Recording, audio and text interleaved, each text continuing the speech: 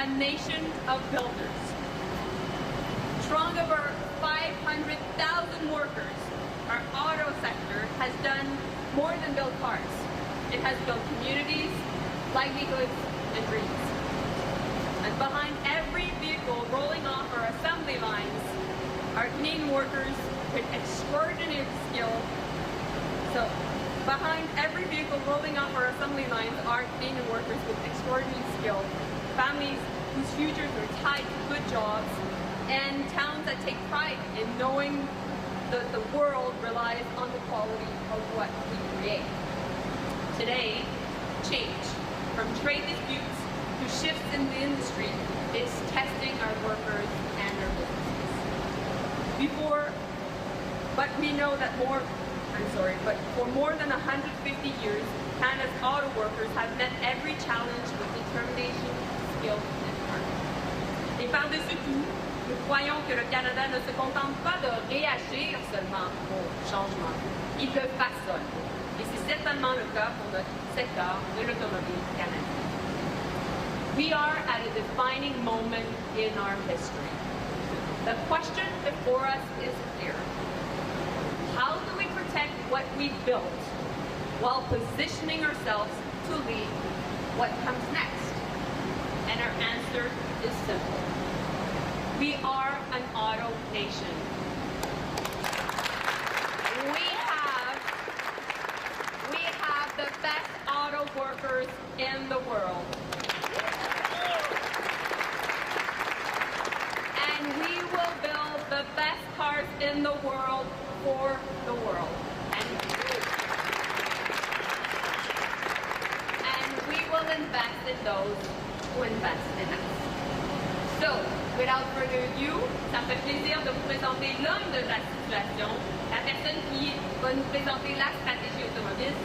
Without further ado, the Right Honourable Prime Minister Mark Carney.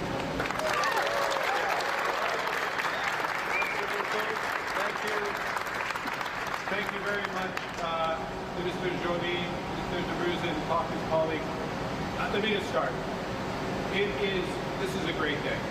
It is a great day. It's always a good day to be back at Margarita. I want to just thank the team here, Rob, Fred, and kind of all the team here.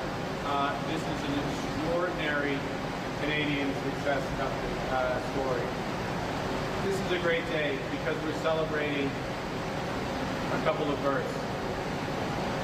We're celebrating the birthday of Ron Furthermore.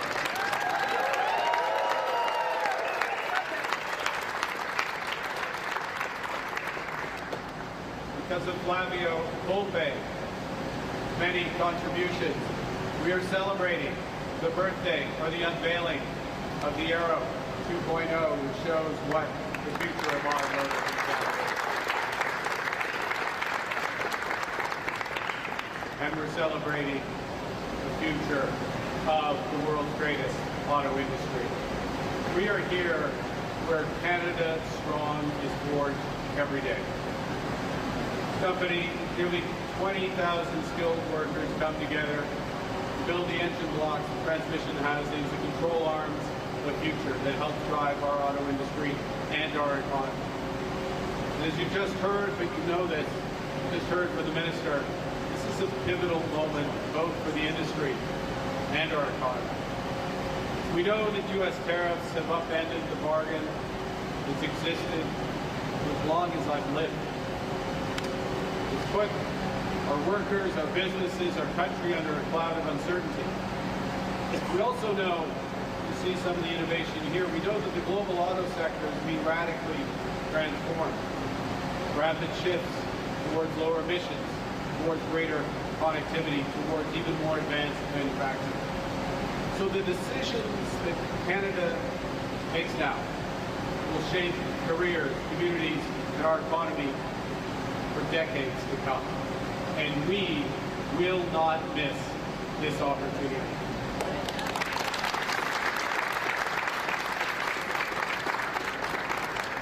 A confident Canada, like a confident Margarita, confident Canada, is making the strategic decisions and the generational investments today to to build the affordable, enjoyable, and low-emissions automobiles of the future. As Minister Joly just said, Canada is an auto nation. The auto industry is central to our story. In fact, the first automobile manufactured here was in the year of Confederation, 1867, in Stansted, Quebec. Henry Seth Taylor built the first Canadian-made automobile. The Taylor steam buggy was powered by a simple coal boiler and mounted on a wagon wheel carriage. It was a one-off, hand-built machine, never intended for mass production, but it proved Canadian-made automobiles are possible. 158 years on, the auto industry is the core pillar of the Canadian economy. More than 500,000 Canadians wake up every morning, go to work, and bring home a paycheck because we make cars. Entire communities have been built around car plants. Cities, towns, Windsor, Alston, two examples, the auto sector remains the largest employer. Aujourd'hui, l'industrie automobile canadienne est l'une des plus importantes au monde. Une grande partie de ce succès découle de nos relations commerciales étroites avec les États-Unis, établies au fil des décennies de coopération des villes automobiles des deux côtés de la frontière. There's no greater symbol of how closely the Canadian and American economies have been intertwined than automobiles. The average car is built in parts that travel across our border up to 8 times before landing on the showroom floor. 90% of Canada's finished vehicles, 60% of our auto parts are exported to the United States. That trade relationship that once was a great strength has now become a serious vulnerability. Now I want to be clear. Canada still has the best deal of any U.S. trading partner, with 85% of our trade with the United States remaining tariff-free and the lowest average tariff rate in the world.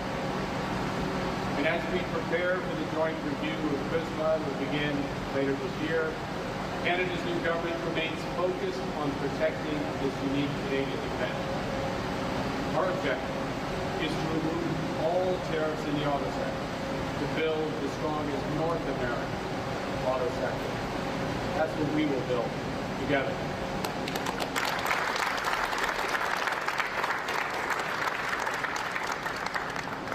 But we recognize that that is not the current objective of the U.S. administration. Their approach has changed, they're right, so we have to prepare for all possibilities. We must take care of ourselves. Nous ne pouvons pas contrôler ce que font les autres. Nous pouvons contrôler ce que nous faisons, ce que nous bâtissons. Et nous bâtissons l'économie canadienne plus forte, plus résiliente et plus indépendante. Nous avons mis en place de nouvelles mesures stratégiques pour les travailleurs et les entreprises dans les secteurs plus touchés par les tarifs américains et les bouleversements financiers. Ces initiatives aident les travailleurs des secteurs de l'acier, de l'aluminium, de la forestière et d'autres secteurs stratégiques du Canada à acquérir de nouvelles compétences. Nous aiderons également les entreprises à s'adapter et à diversifier leurs produits. Our government has already implemented the most comprehensive set of trade resilience measures in Canada's history. We move fast, we're already seeing results. Our measures have created and protected 18,000 jobs across steel, aluminum, lumber, and the auto sector.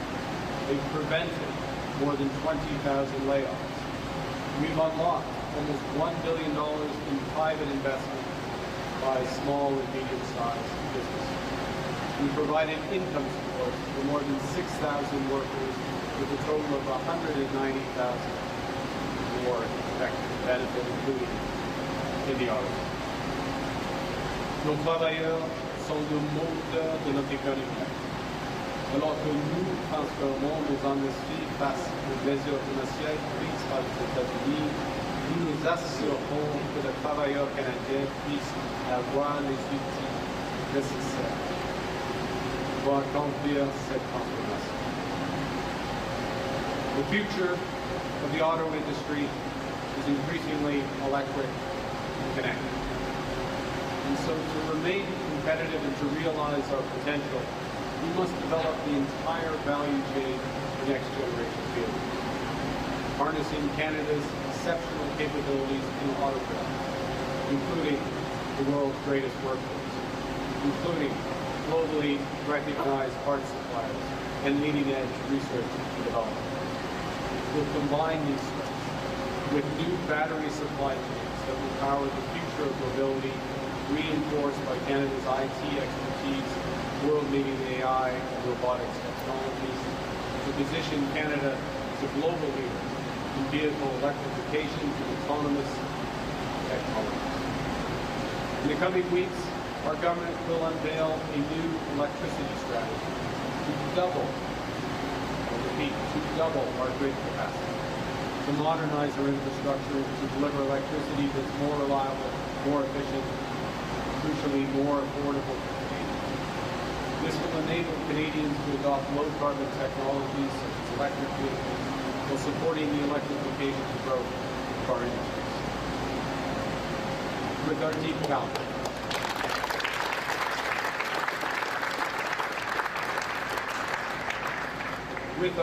talent, our research strengths, our innovation ecosystem, we can lead the development of the connected and autonomous technologies that will shape the future of transportation.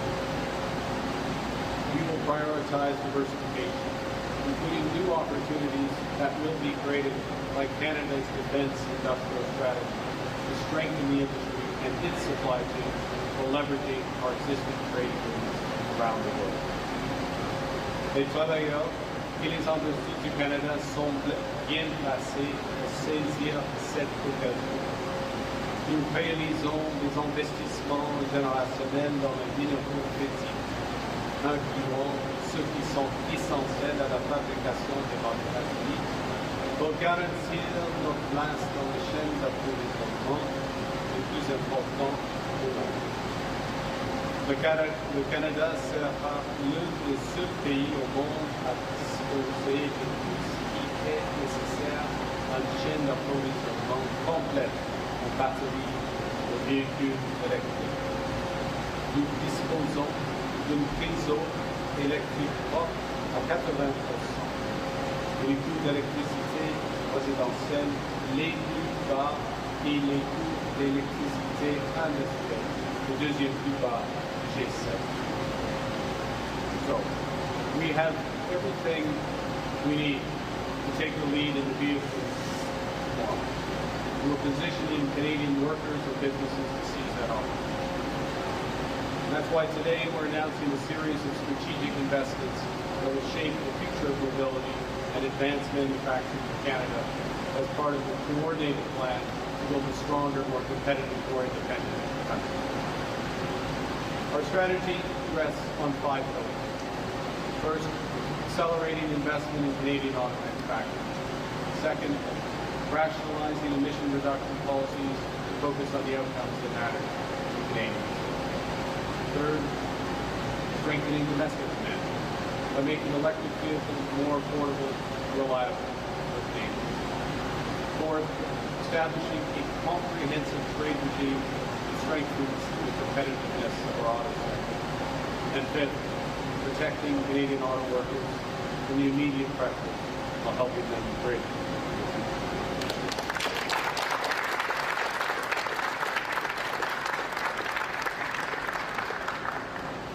So let me get into a few of those details, and I'll take questions. First, we're accelerating investment across the auto value. To support strategic investments by our company, we're dedicating $3 billion from the Strategic Response Fund and $100 billion from the Regional Tariff Response Fund.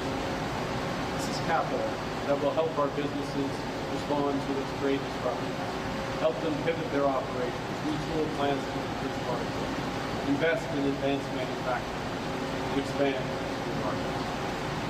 In line with our Buy Canadian policy, the government will leverage these investments to maximize opportunities for Canadian suppliers, Canadian-made goods and services, including in steel and aluminum.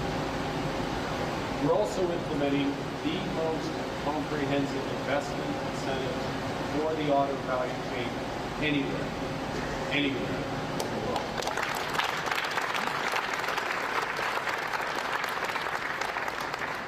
The new productivity super deduction will reduce Canada's marginal effective tax rate on investment to 13%. That's more than 4 percentage points lower than in the United States. That means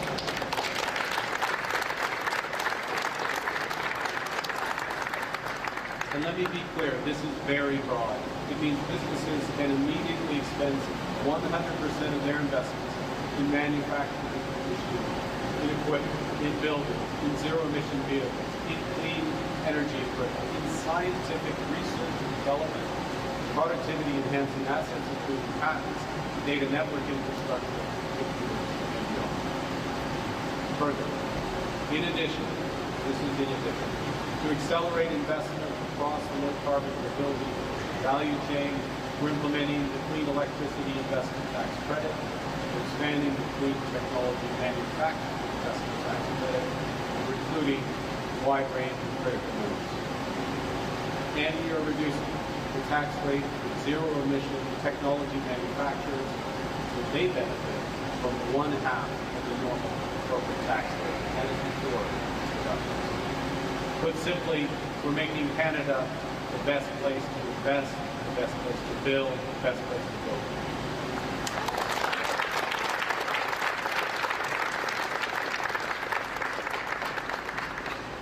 Our second pillar is to adapt our emission reduction policies to focus on outcomes. Canada will set a new, more ambitious, sovereign path to reduce automobile emissions.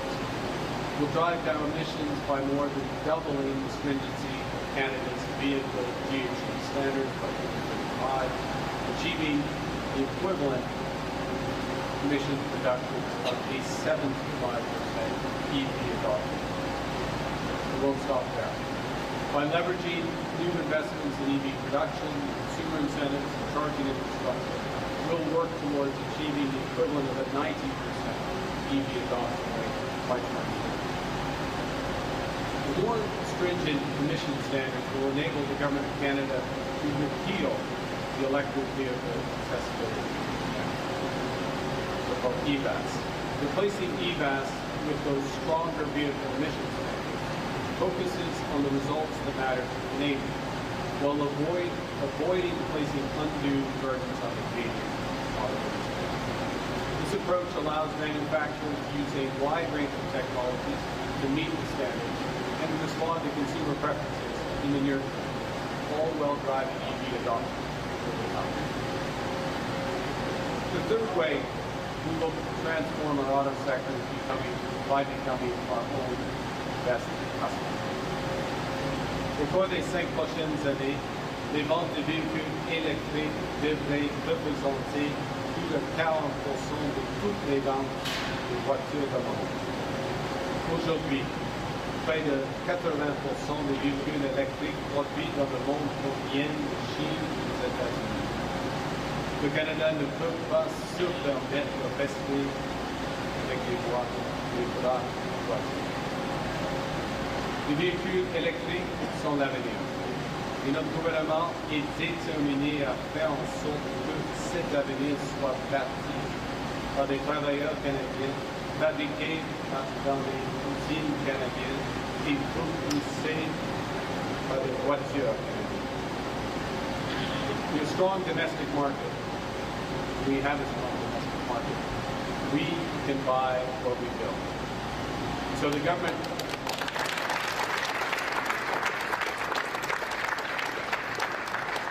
That's why our government is launching a new $2.3 billion electric vehicle affordability program. Canadians who purchase or lease a battery electric or fuel cell electric vehicle will receive up to $5,000 and up to $2,500 for plug-in hybrids, priced up to $50,000. To support the Canadian auto industry, this $50,000 cap will not apply to Canadian-made EVs or Canadian-made plug-in hybrids. And those incentives will only apply to vehicles produced in countries with whom Canada has a free trade agreement.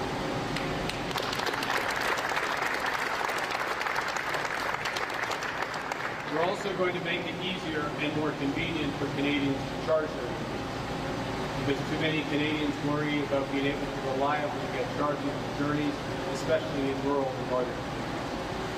To help fix that, we're developing a new national charging infrastructure, new strategy, $1.5 billion of investment through the Canadian infrastructure. So wherever you live in Canada, charging your vehicle to become as simple as filling your gas tank.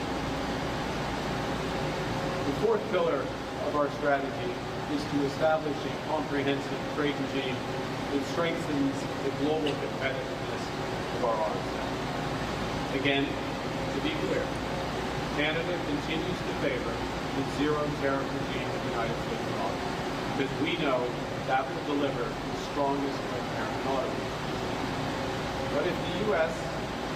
Prisma Review insists on some form of auto tariff, will ensure that companies that sell vehicles in Canada are strongly incentivized to produce in Canada.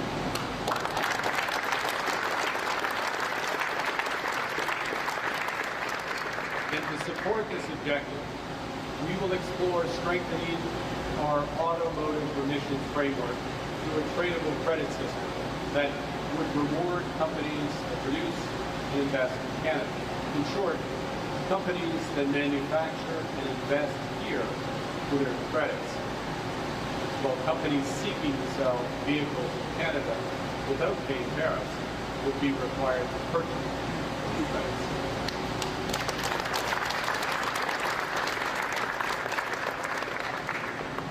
Pour exploiter pleinement le potentiel de ces mesures, le Canada doit tirer parti de ses partenariats internationaux afin d'accéder à de nouveaux marchés mondiaux. Le Canada a déjà conclu des accords de libre-échange avec 51 pays qui représentent 1,5 milliard de consommateurs. Notre gouvernement poursuit dans cette voie et a déjà conclu 12 nouveaux partenariats commerciaux et sécuritaires sur 4 continents seulement 6 mois. Our recent agreement with China will allow a limited number of EVs from China to enter the Canadian market, fewer than 50,000 a year. The market will upgrade cars to help provide Canadians with more affordable, energy-efficient options. At the same time, we expect this agreement to catalyze considerable joint venture investment in Canada with trusted Canadian partners to create new auto manufacturing jobs and strengthen the build-out of our EV supply. Finally, as we transform our auto sector into a global leader in electric vehicles, we're working to protect workers and businesses today so they can bridge to the economy of tomorrow. We're providing additional income support to workers through employers through a new work-sharing grant, giving them the flexibility that employers need to retain workers and prevent layoffs. This has already helped prevent more than 3,700 layoffs in the auto sector. We're also establishing a new workforce alliance, bringing together industry, labor, and training partners to address skill gaps, remove bottlenecks, and catalyze private investment. We're launching the Automotive Task Force to drive coordinated action between our government and the province of Ontario to build the cars. We're breaking down barriers and working together across government, industry, and labor with shared focus.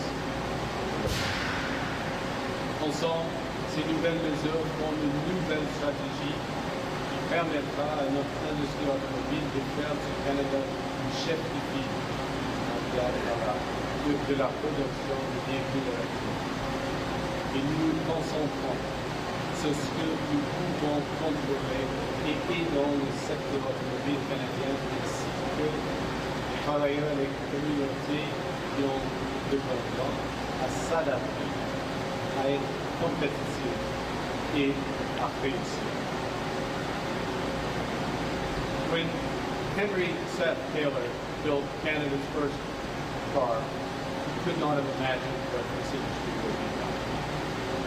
The Canadian automakers would assemble the world's first affordable car, the Ford Model T. The Canadian automakers would scale up production rapidly, become the second largest producer of cars in the world by the end of the First World War. Then in World War II, the industry would quickly shift almost entirely to military production, producing more than 800,000 military transport vehicles, 50,000 tanks to help win that. These feats were the results of Canadian determination and ingenuity. They were the product of an industry that adapted, pivoted, and when necessary, transformed. That's what we must now do to build vehicles lower emission, autonomous, more reliable, more affordable. For a stronger, more resilient, more independent Canadian economy that creates great jobs here at home. That is what we are building together. That is accomplishment. That is Canada's strong. Thank you very much. Thank you, Prime Minister. Questions will be 20 minutes of questions. First question, Nugent. Good morning, Prime Minister. Nugent Amelise, Bloomberg News. 3/4 of Canada's auto production right now is from Japanese firms, and you made efforts recently to attract investment from Korea, from China. So does the future of the auto sector lie with Asia and not the United States? And have you lost faith in the Detroit automakers to build in Canada? Absolutely. One of the great things about the Canadian auto sector is its diversity. We have a wide range of partners.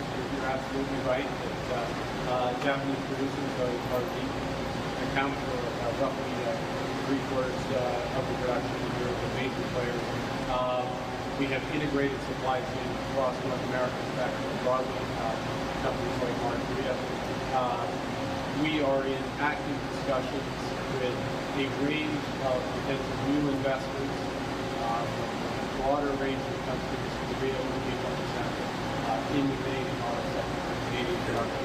And we are working with the Detroit 3, the major American auto makers, on retooling some of their plants, expanding activity here, and integrating there.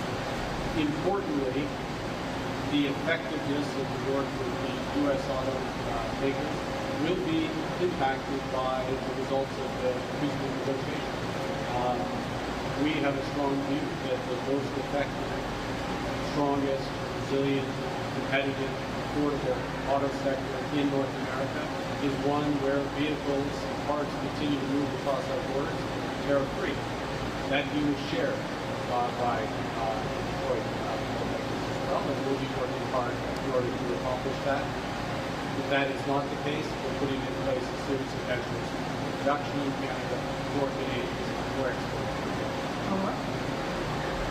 You said removing auto tariffs is not the quote current objective of the U.S. administration. I know that you said that Canada prefers there to be no tariffs, but do you think that tariffs on the auto sector will be here in place for the long term, at least through the Trump administration's term?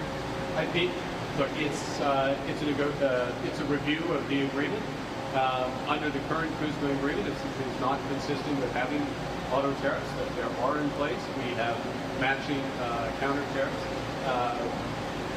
I think it's clear from the lesson of what's been happening over the course of last year that the previous arrangements were more effective, and we're going to work hard to move back towards them, as is the Mexican government, as I think, speak for the auto sector as a whole, given extensive consultations. That's what the auto sector thinks is in the best interest as well. That said, what we're doing today is robust to to whatever tariff outcome happens in that.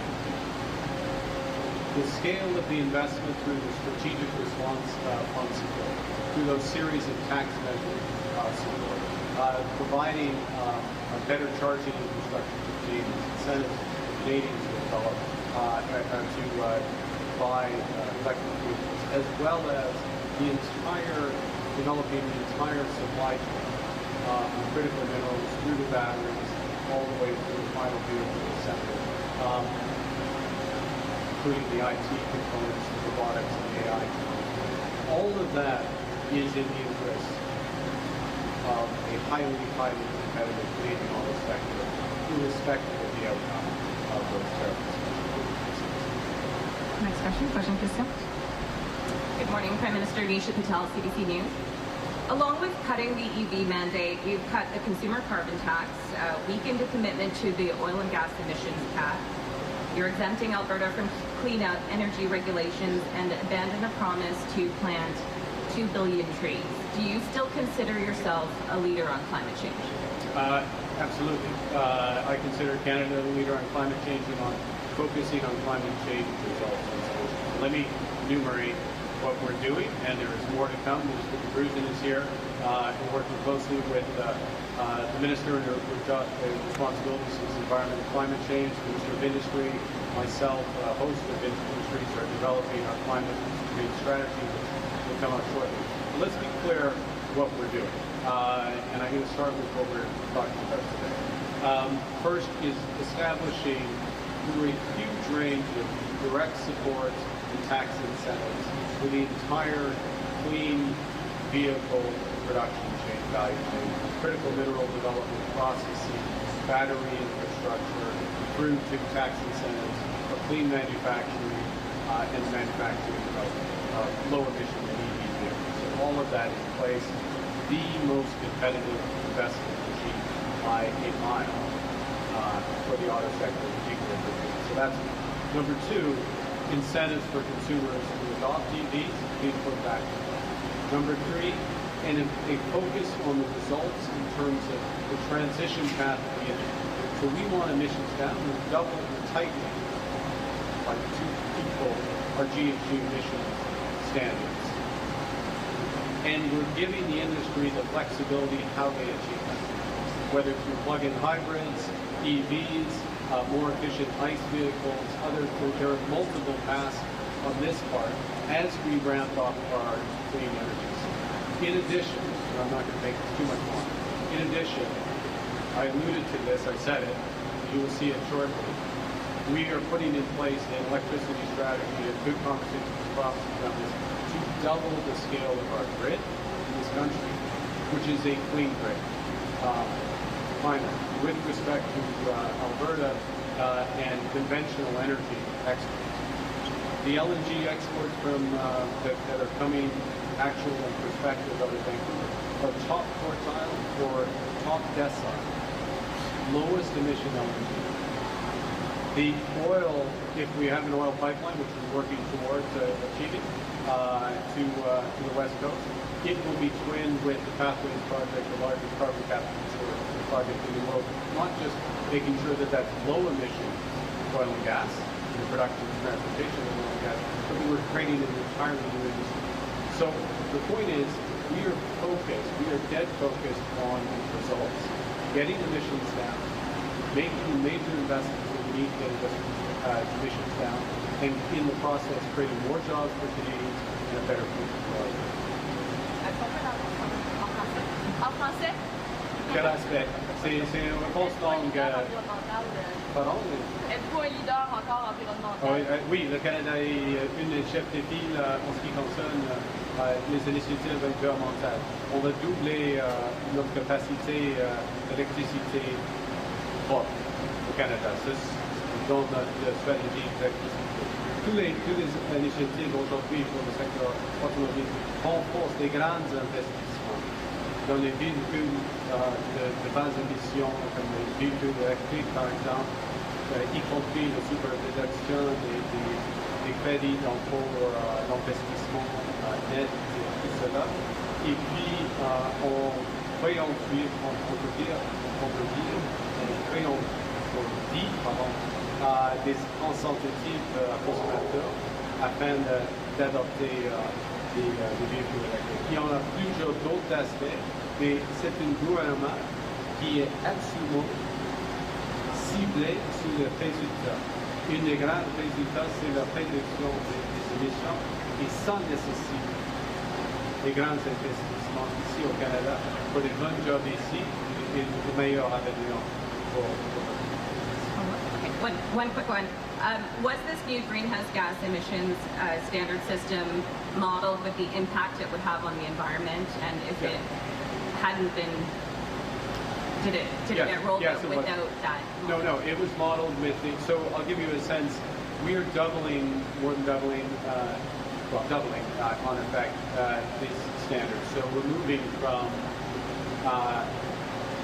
on the greenhouse gas base, is 172 grams per, 172, okay, confirmed, grams per mile of driving to about 74 grams per mile, okay? So it's a 57% reduction in the emissions over the, as this ramps up for the vehicles. So we look exactly at that. And what it does is it gives, during the transition period, to give greater flexibility for the industry in terms of how they meet those reductions across their fleets. All the while, where we are very clearly incentivizing investment in low, zero emission vehicle supply chain. So I won't list all the tax credits again. I won't list all the measures that are there, but it's very, including the charging infrastructure. If we know where the auto industry is headed, we're going to support that transition, but we're reducing emissions already. Next question, Question Bishop. All right. Dilek Çakır with Turkish Voice of Canada. Prime Minister, you're ambitious in building Canada strong. However, a weak growth in production and productivity is already a key driver of growing outflow of labor force, talent, and wealth from Canada. How do you assess this exodus? Are you concerned? What measures are you considering to address it? Well, there's a number of measures.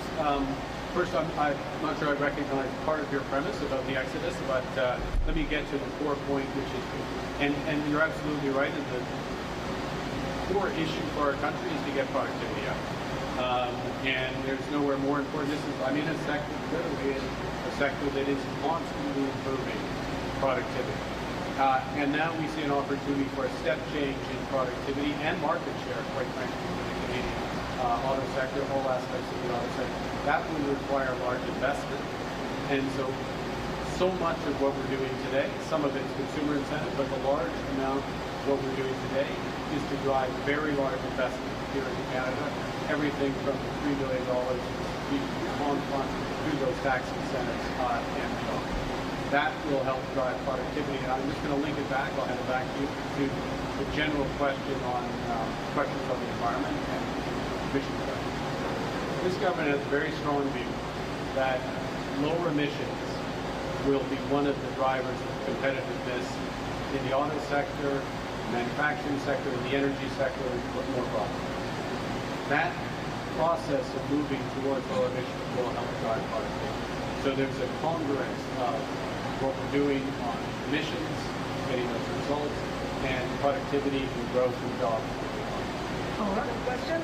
In the global shifting of balance of powers, Canada is turning toward middle powers, as I said, in Davos, for diversification.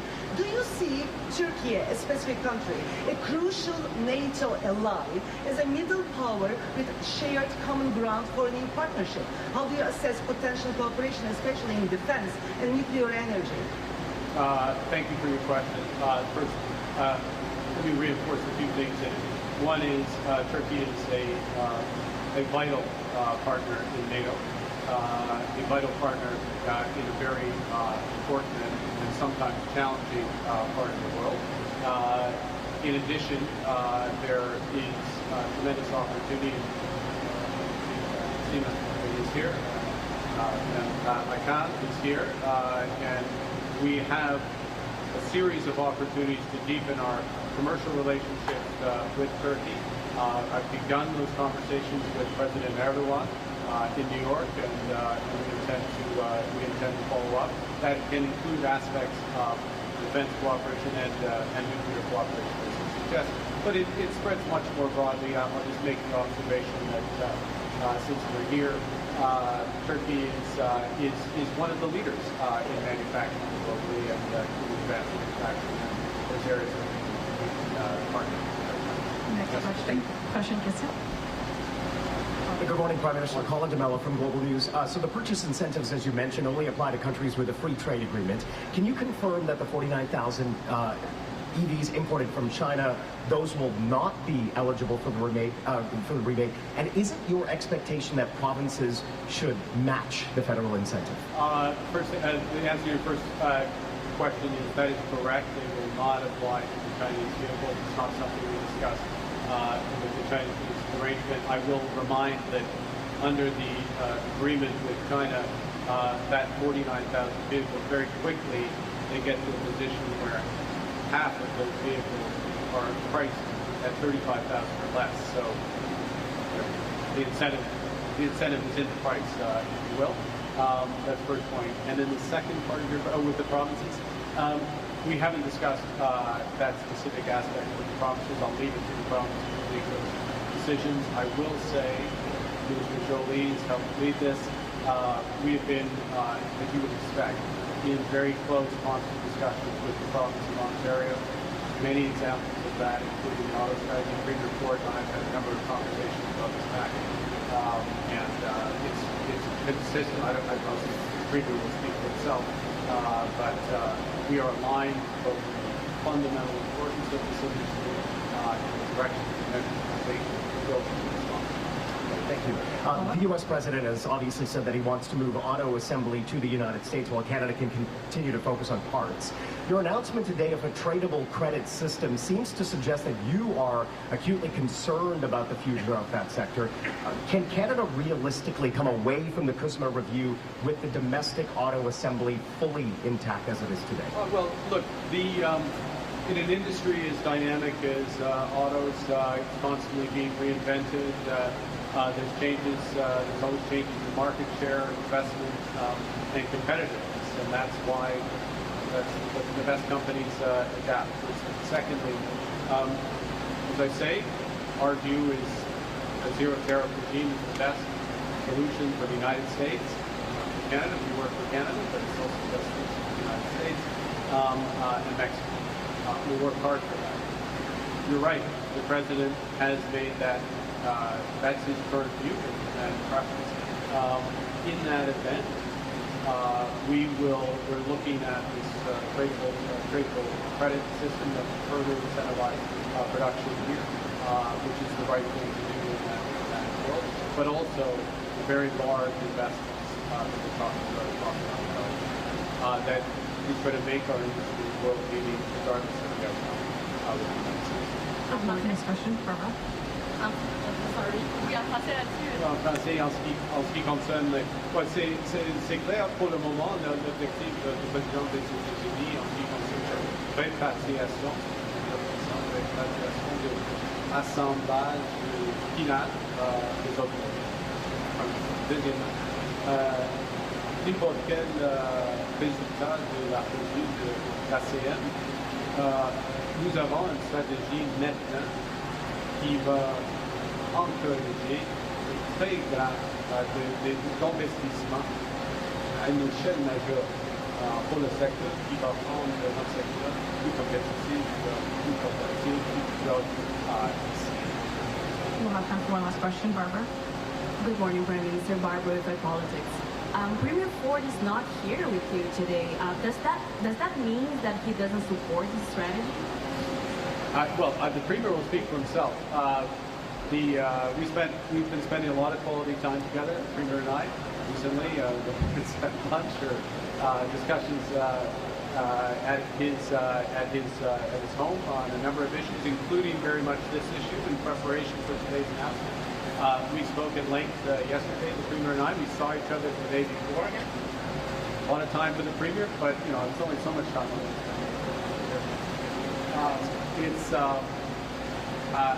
Premier will speak for himself.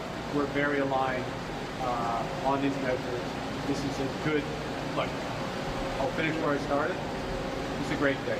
It's a great day. This is what a confident country does.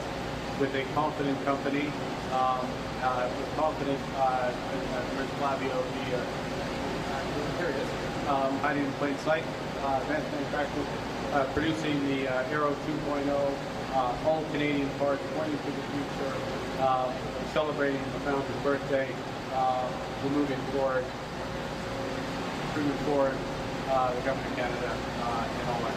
I guess we have to follow up, is that right?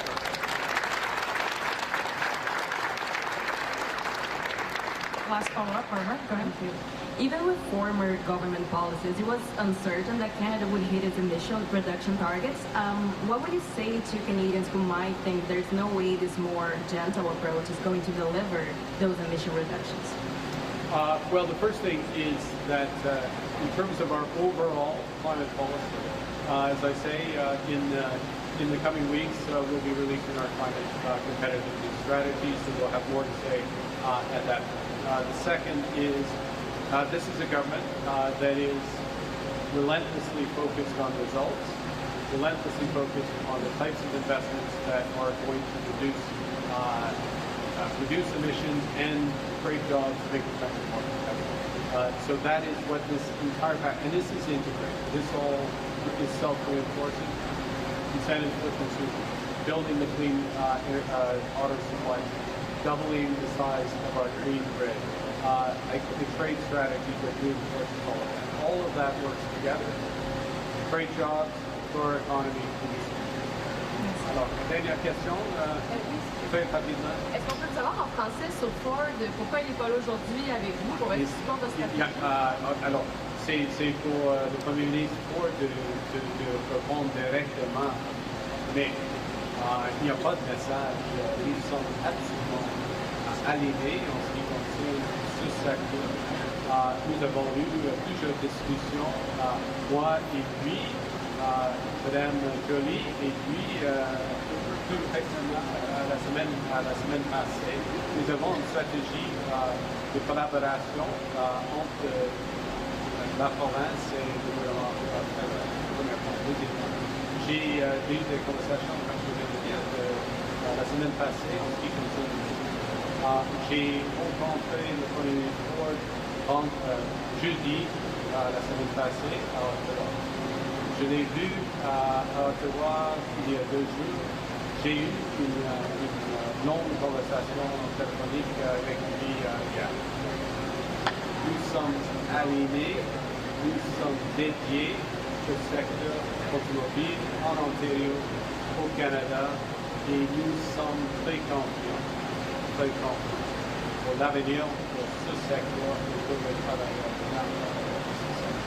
Merci beaucoup. Dernière question.